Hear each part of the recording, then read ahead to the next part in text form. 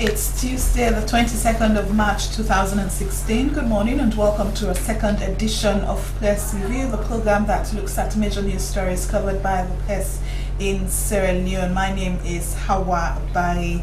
Well, in the studios to help discuss some of the issues reported in the dailies, I have Abu Kaloko, who is a media analyst, Saidu Ba, also a media analyst, and Abubakar Tarawali, executive editor of the Daily Express newspaper. Good morning, gentlemen, and welcome to the program. Thanks, Hawa. Thank you very much. As usual, we go through some of the headlines on some of the newspapers. For the Politico newspaper this morning, it reads, Stray cattle rampage Pujeng, Obasanjo slams bad leadership in Africa, students complain after State House meeting.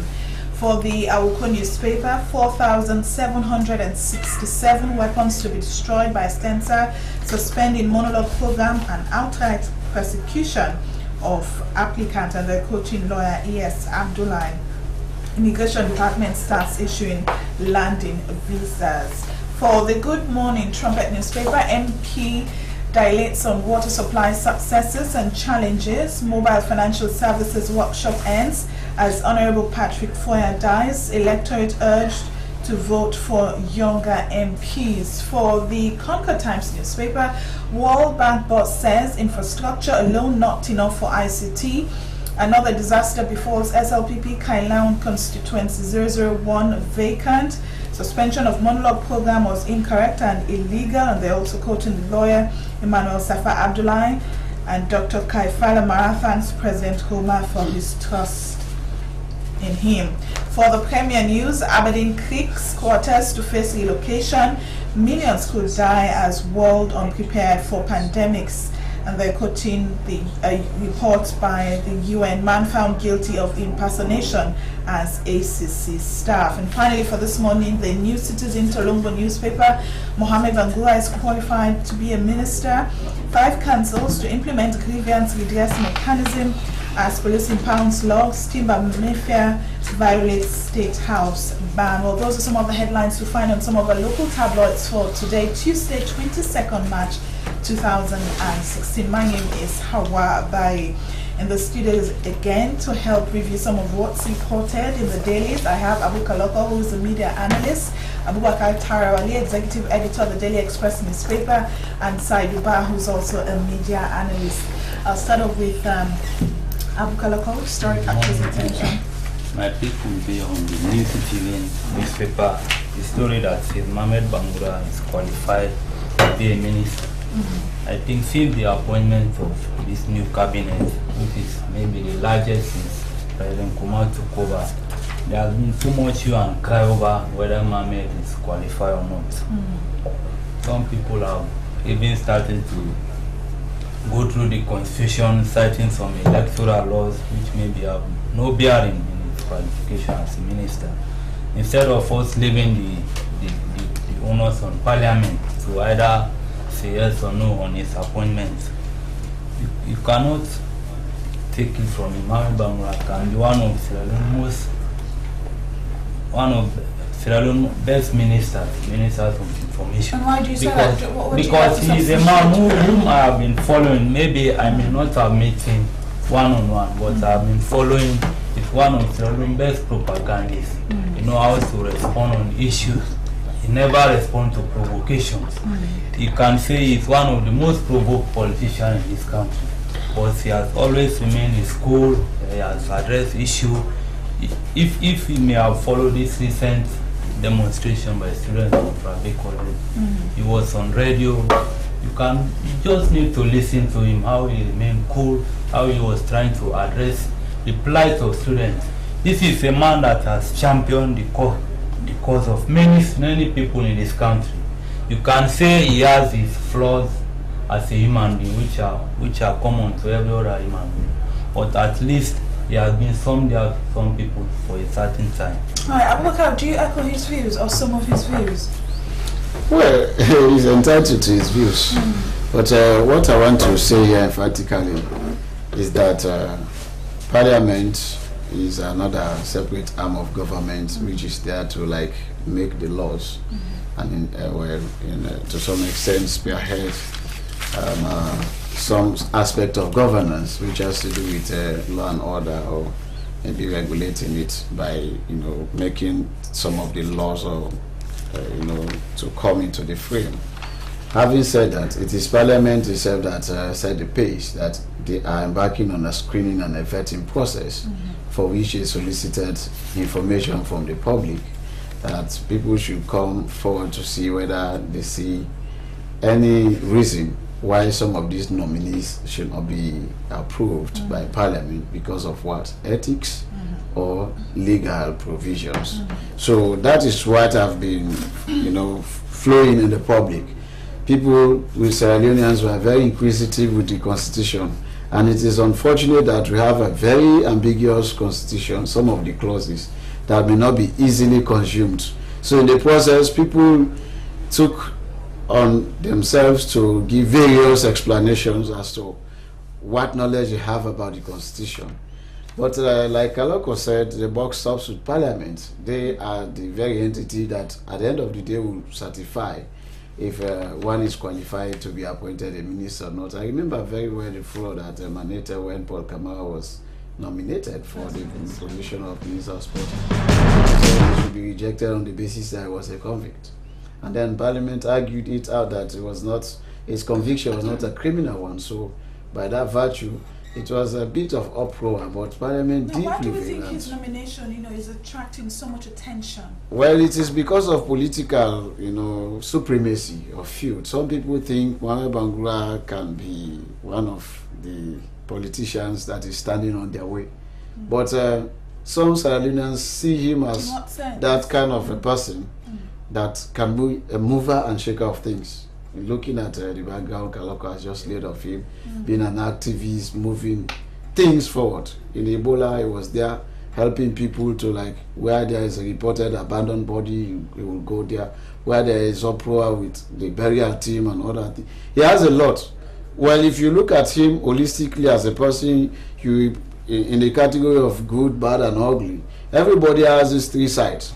But it remains now for Parliament to augment what they have already planted out by inviting the public to give their own opinion in the vetting and screening process. And Kamarimba, has also, written something about.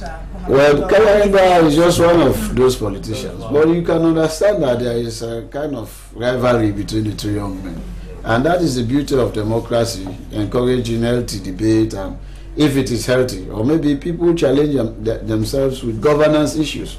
In this country, we've used to politicians talking so much. But what I don't like is personality feud.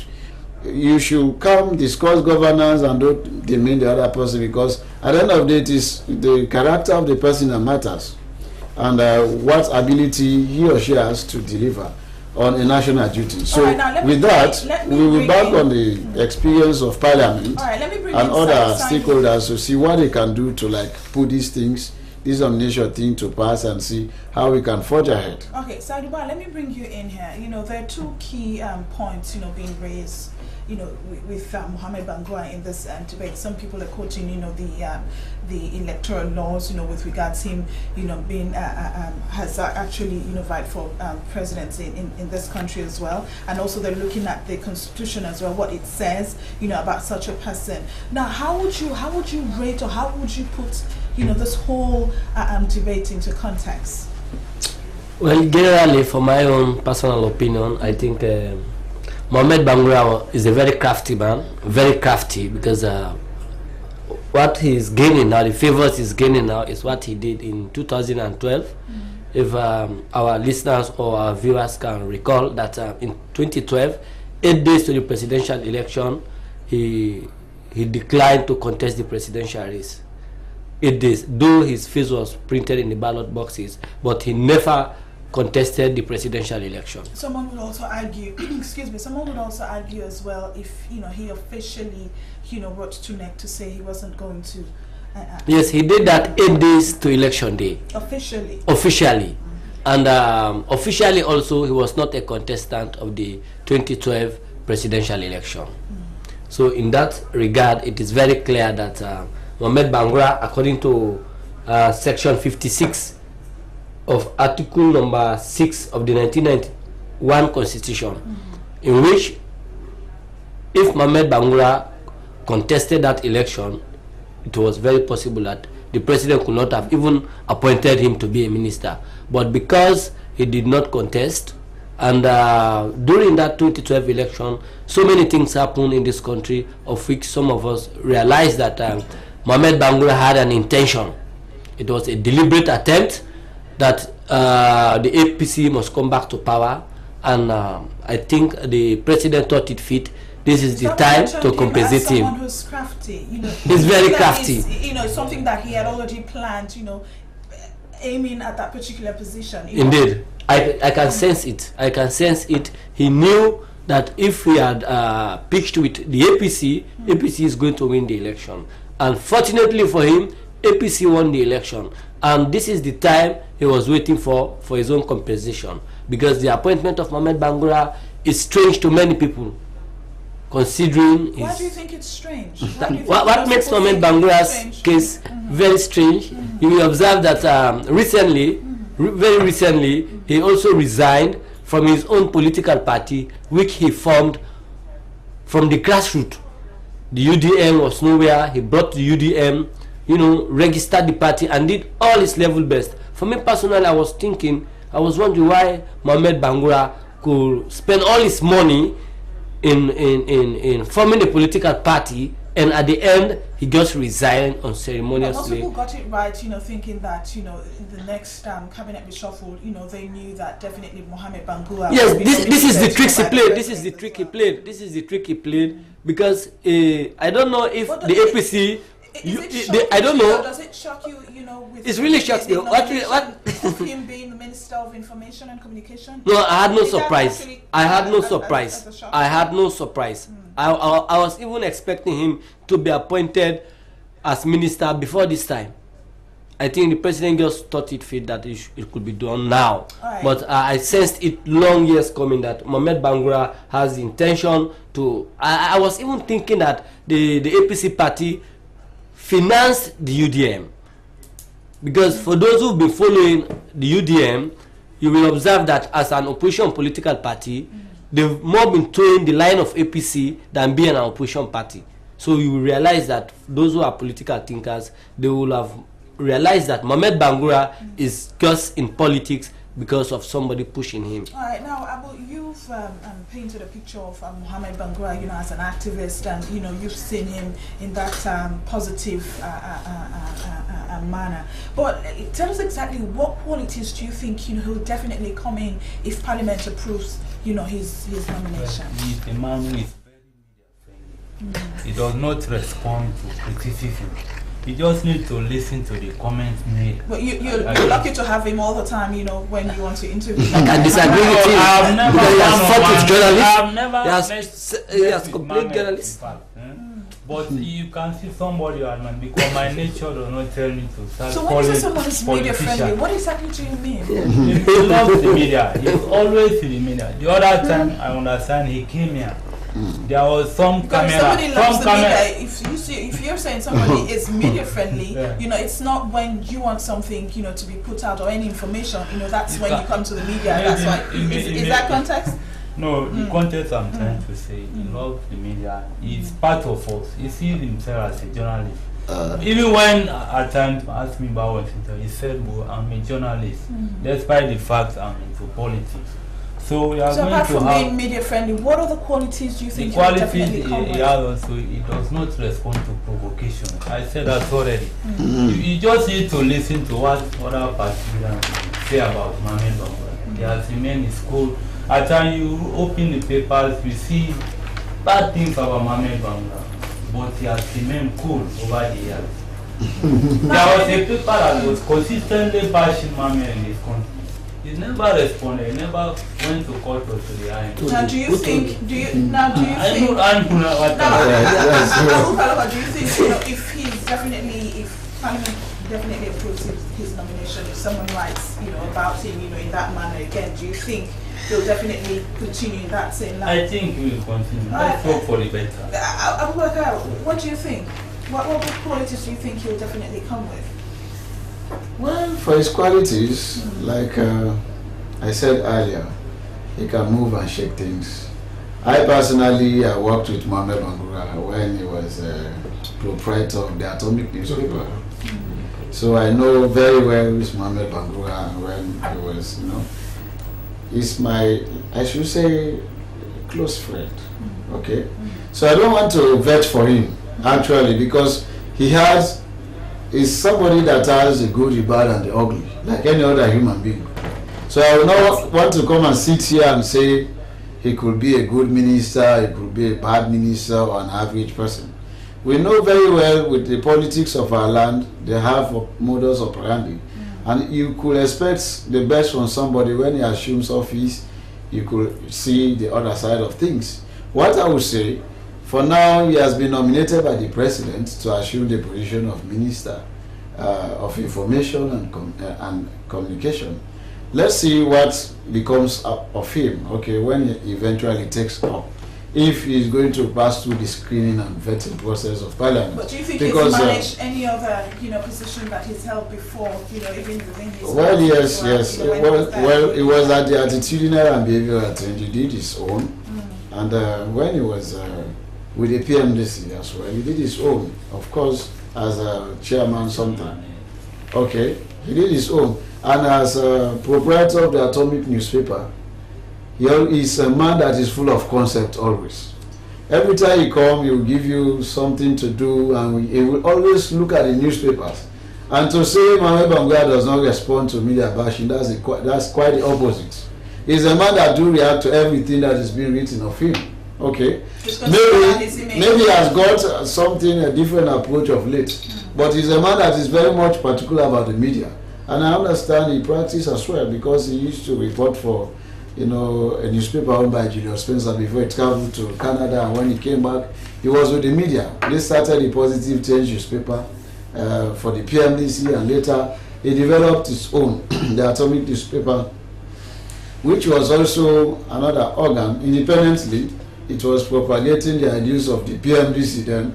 Later, it died off naturally because the UDM actually did not meet the Atomic newspaper. So what I know of him is quite within the practice of journalism and nothing else to his private or personal life. He could be a good minister of information eventually because of his experience with the media. But I don't know how it could become with other aspects that has to do with the aspect of managing a whole communication or Ministry of Information and Communication. All right, yes. You totally don't agree with him coming up, being media friendly as part of the baggage, that he's definitely, going to come with if he definitely, goes through Parliament. Yes, personally, and I believe from the available information I have with me, Mohamed Bangura is not a performer. Mohamed Bangura is a failure. And in the areas regarding the media, I want my colleagues. I want my colleagues to look at the situation from a different perspective. Mohamed Bangura came to this country. He established the Atomic newspaper. Where is Atomic newspaper today? It's no more functioning. Atomic newspaper died, and there was nothing much about it. So would you say he's good at starting things? He's just good at starting things. He went to PMDC. He went out of PMDC. He went into UDM. He's no more at UDM. So it is very possible also. Today he's in APC. Maybe tomorrow, Mohamed Bangura will be in another situation. In the area regarding is not responding to the press.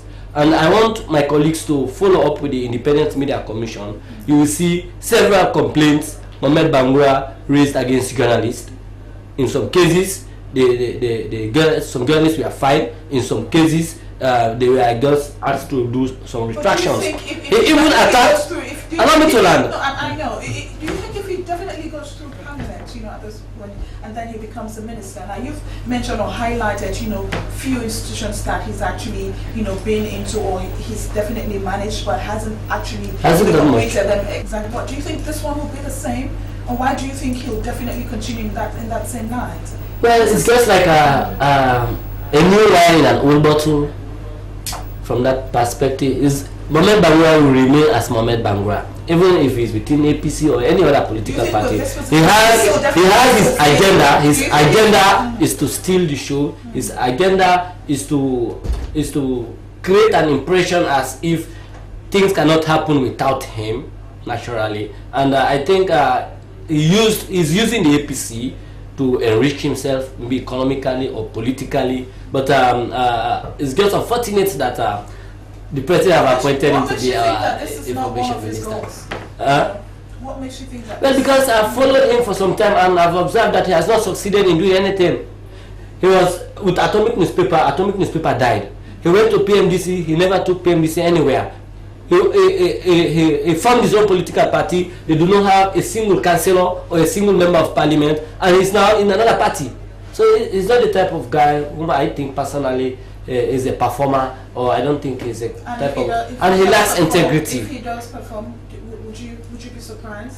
Well, that would be a surprise to me, and I'm also I'm giving him this bet. I want him to really impress me, not only me, Saiduba, but the people of Sierra Leone, that he can do better things. Well, I think we'll lay that particular issue to rest, and I'll let Abubakar Tarani select his own story for this one. Yes, I have a story on the Churchlight newspaper.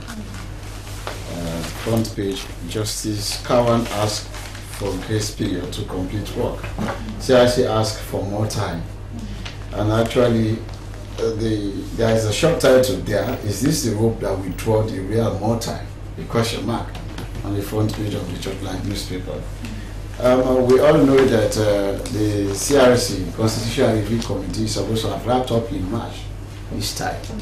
And up to this moment, what is available is just a draft copy of the entire submissions, or maybe the point that people brought in that they thought should be part of the content or the context of our reviewed constitution.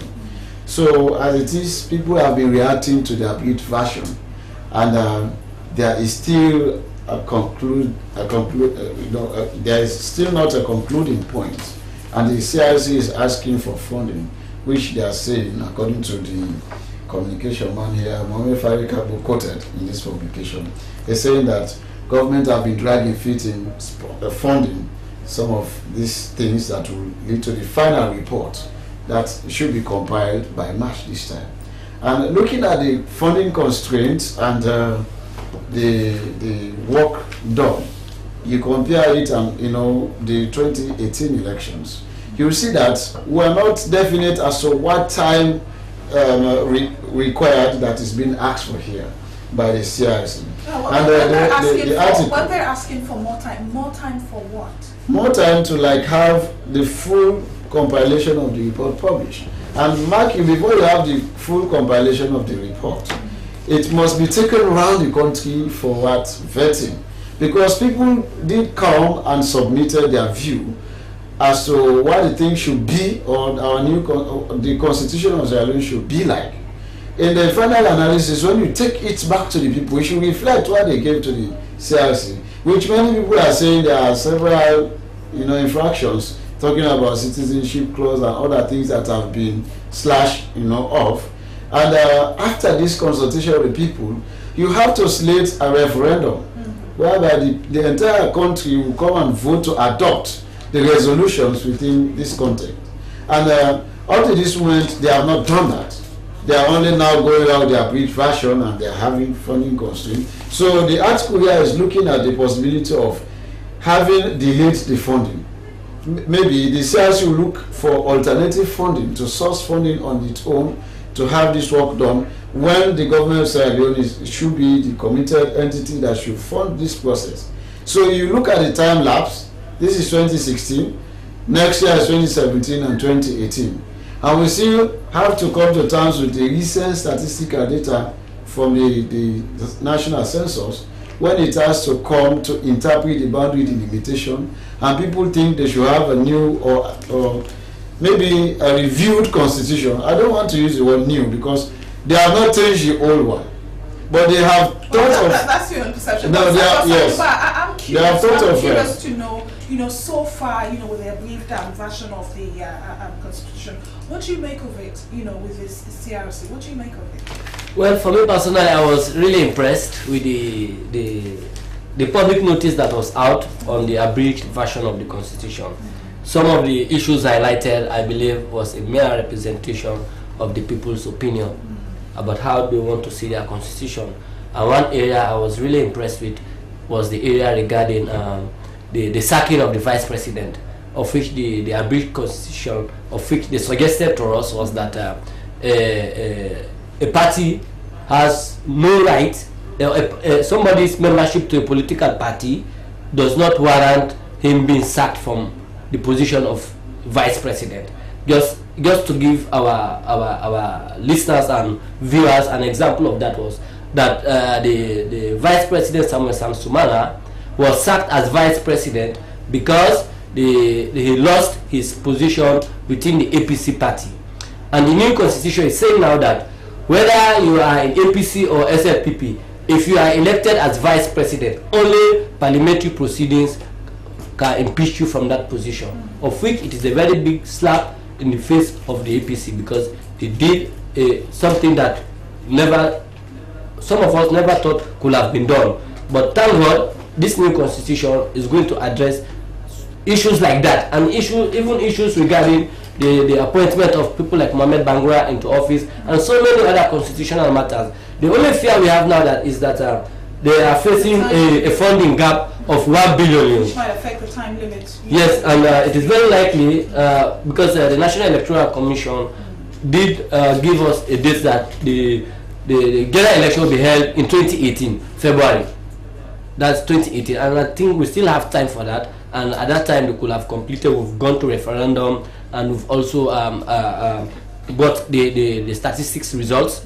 So I believe we are on time, and the only thing they need now is that the government should not only be making statements, they should be ready to fund their own projects, because UNDP was the major financier of the constitutional review, and if the UNDP maybe have spent their own side of it, I think the government also has a responsibility to fulfill that obligation, and the money they need is just 1 billion leaves, and I think they need that money now. All right, and what do you also make of the abridged version of the Constitution? But when you go through that Constitution, you realize that the people are part of the governance system nowadays. You will see some of the concerns that they are tired with most of these entrenched clauses in the Constitution. Yeah. They want the power of certain people to be cut off now. They want to have their say in the Constitution.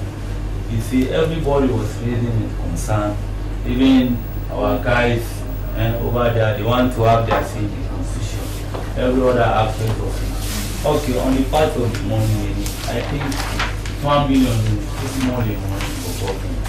But whatever the case, even if the money is available today, they still have to wait for the provisional that is consensus. So how important is it that this gets fast track, or they speed up with this Constitution? It all depends how the other institutions operate with them. Look at statistics. They promise us that by March they are going to produce the provisional result of the census. They are still not available. And those census. And do we know if it has to do with funding as well?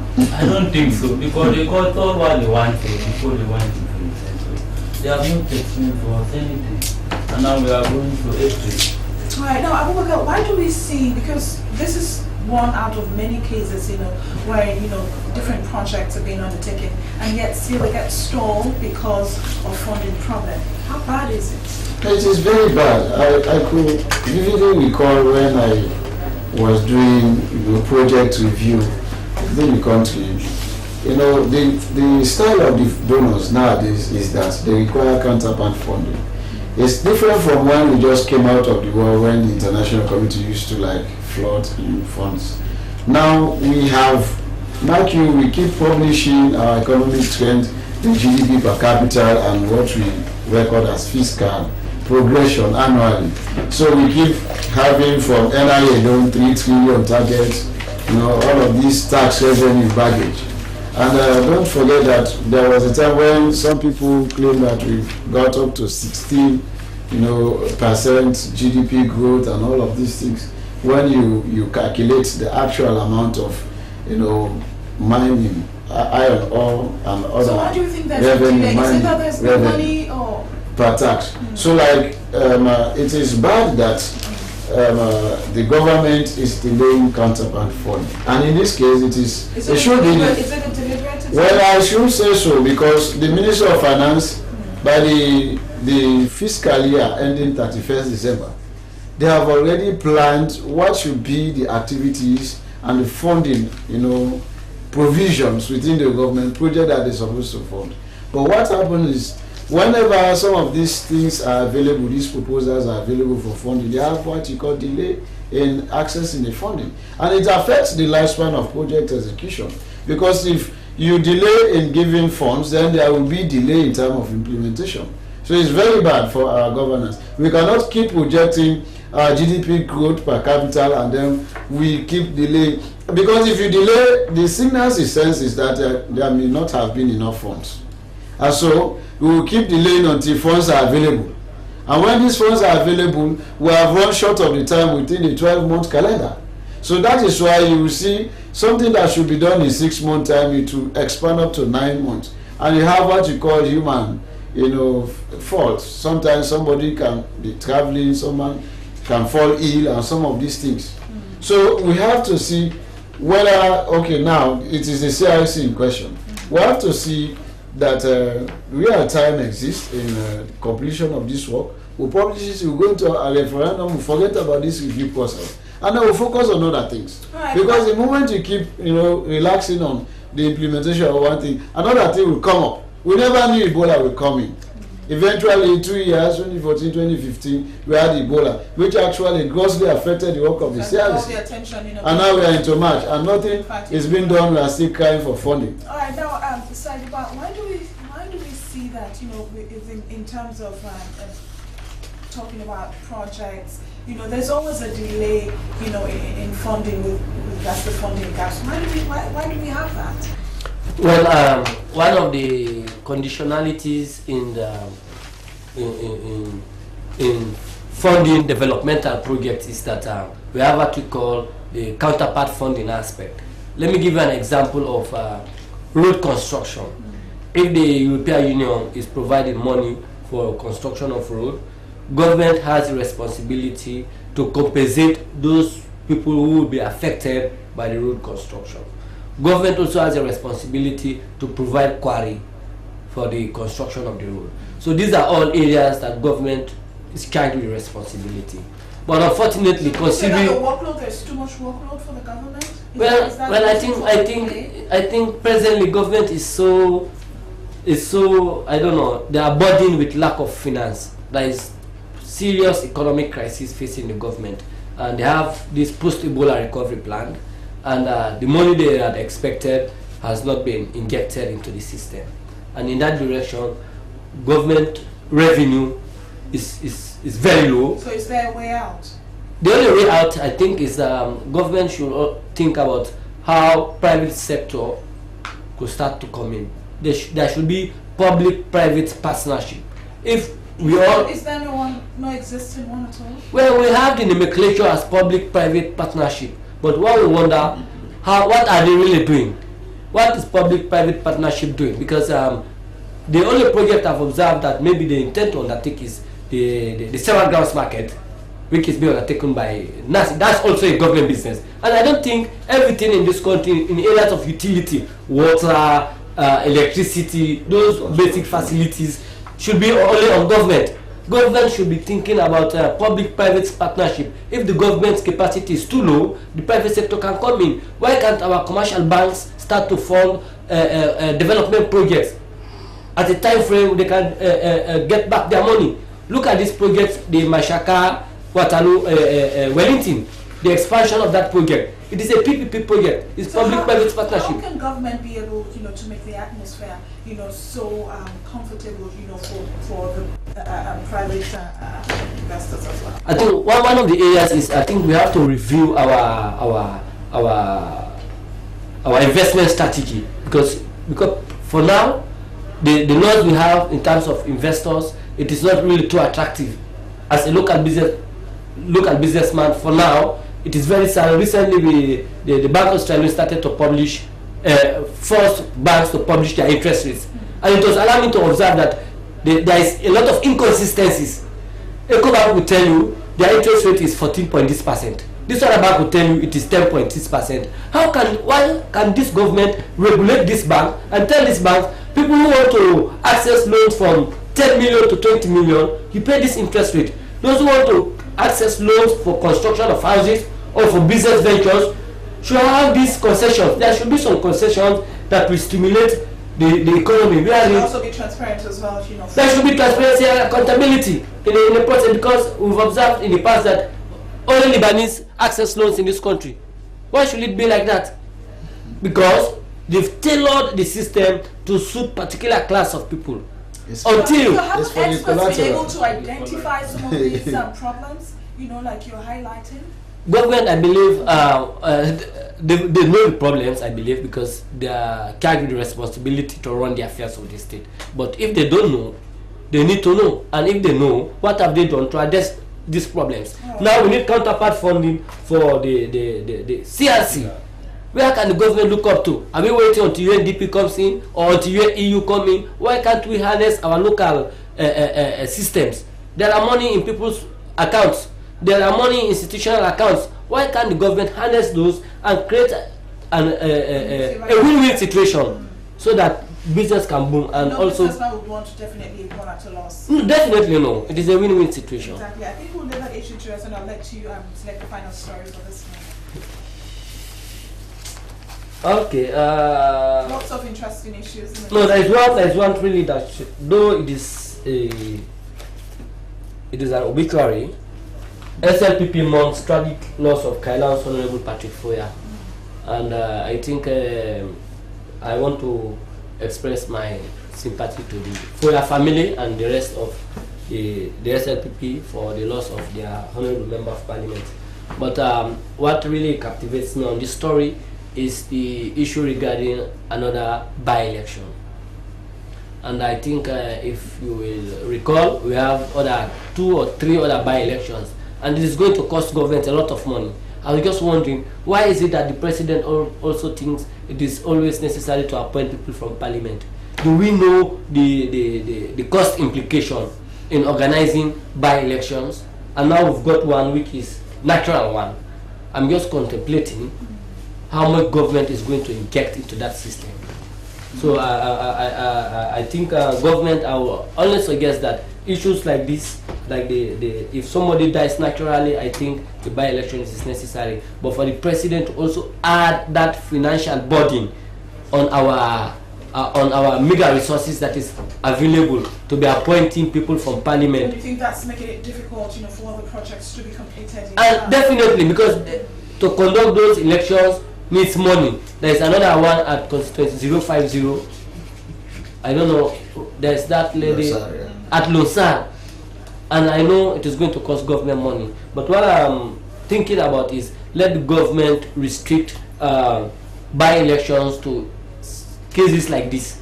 When somebody dies, that is inevitable. But creating more expenditures in government coffers, I don't think is very good for us. Well, it has to do with the constitution as well, so that means, you know, changing or that's it. Looking at it that way as well. But another newspaper also, you know, there's a different angle as well, you know, to that story as well, saying, you know, electors should definitely, you know, vote in younger MPs. Would you subscribe to that? Yeah, that is the new vogue now. Everywhere, the young one part of the business of administration. Even if you want to return cabinet, we have a lot of our guys, but let us not forget, there are people also who have worked hard for their party. They need to be compensated before they die. On a more serious note, I think our MP are some of the least paid in Africa. Imagine if this MP would have had a lot of money, because I understand there were plans to fly him out of the country. Well, no, because of financial constraints.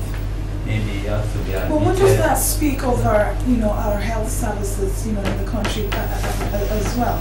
because there are certain what we call suite of office, of certain institutions or certain individuals, which you're entitled to, especially if you work in different institutions. Yeah. But what does this say? What does this speak of our health and services in the country? It speaks volume of the fact that we need to improve our health system in this country.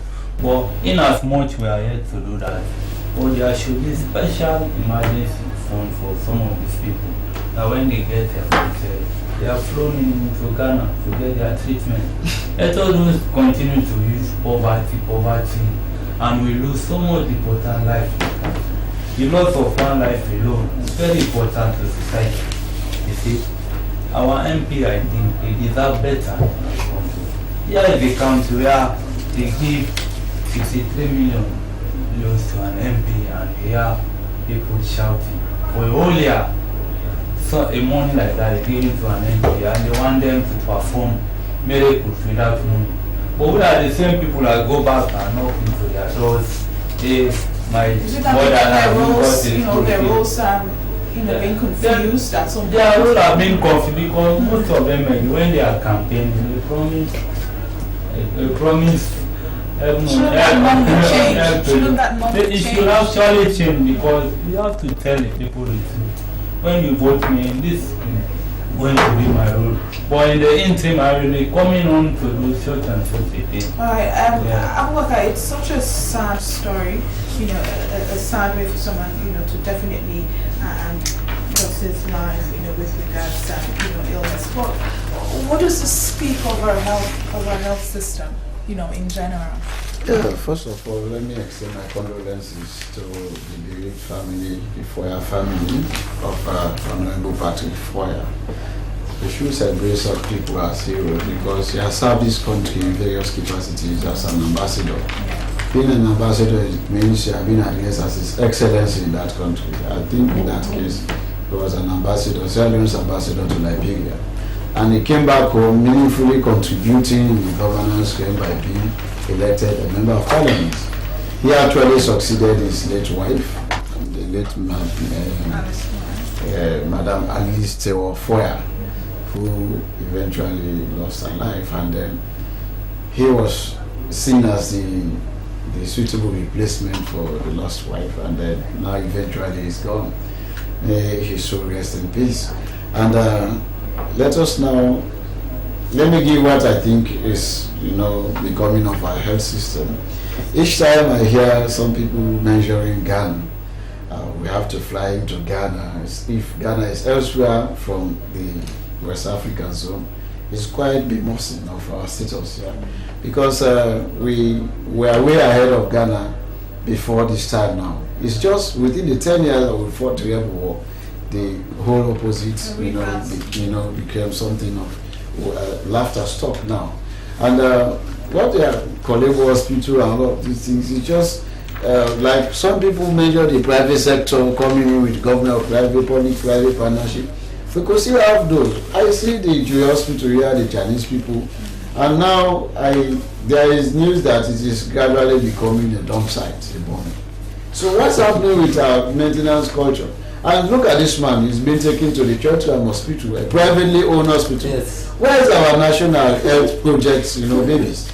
All of these things, sometimes when somebody thinks of the healthcare system, you think the moment you got ill, you are dead already. We have to see, even when with the Ebola, we still have not learned anything. We are praising a free healthcare system and all of these things. Eventually, Ebola came and tested our result. What happened? 11,000 gone. These are citizens that are eligible to vote and to be voted for in this country. They are gone. And up to this moment, the NAC that was created there, the DACs, they are no more. Right, so if you go back there and say what is there for emergency medical facility for the MPs, what will you talk of the ordinary person that is just dependent on a 5,000 euro survivor per day? Exactly. Our health system is terribly. That brings me to my next question. Something. Finally, to you, Saiba. This is the same thing, with people who have definitely worked, for different institutions, for quite a while, and when they retire, it's nothing to write home about, and you'll definitely wonder why you keep wondering why people still want to be in service, especially when they're old. indeed, these are things that you don't expect them to happen this way, but sadly it is what is obtaining on the ground. And if you will observe, majority of our elites who maybe retires, you don't see them adequately being catered for. And as a country, we are faced with numerous challenges, but we have to prioritize in addressing some of these challenges. Now we observe the health sector is in serious crisis, and the government has put in place a post-Ebola recovery. They have this 6 to 9 months, 9 to 14 months. What is in this post-Ebola recovery? And I think with the media, we are not even informed what is in this post-Ebola recovery, and the government needs to come out with it. What do they want to achieve? So it means you keep writing and keep speculating about it. We just speculate, and I think the government has a responsibility to bring these facts to the public domain, because we as a people, if we know our problems, and I think we should be able to also find solutions towards our problems. I'm afraid we'll have to leave it there for now. Thank you so much for joining me as the program. But what do we expect to see in the papers tomorrow? Quickly, maybe a date now for the interview of nominees for various positions. All right, Abubakar. That's the main topic, but there is an emerging issue, the aviation industry, which has to do with fly saloon. Exactly. That has been taken off business. Saiduba? Well, we are expecting a lot of political stories. Okay, thank you very much, gentlemen, for joining me on the program. That was Saiduba, who is a media analyst. Before him, Abubakar Tara, the executive editor of the Daily Express newspaper, and Abuka Loko, who is a media analyst. My name is Hawa Bali. Do join me tomorrow for another edition of the program Press Review. Till then, goodbye and keep watching the SLBC. Good morning.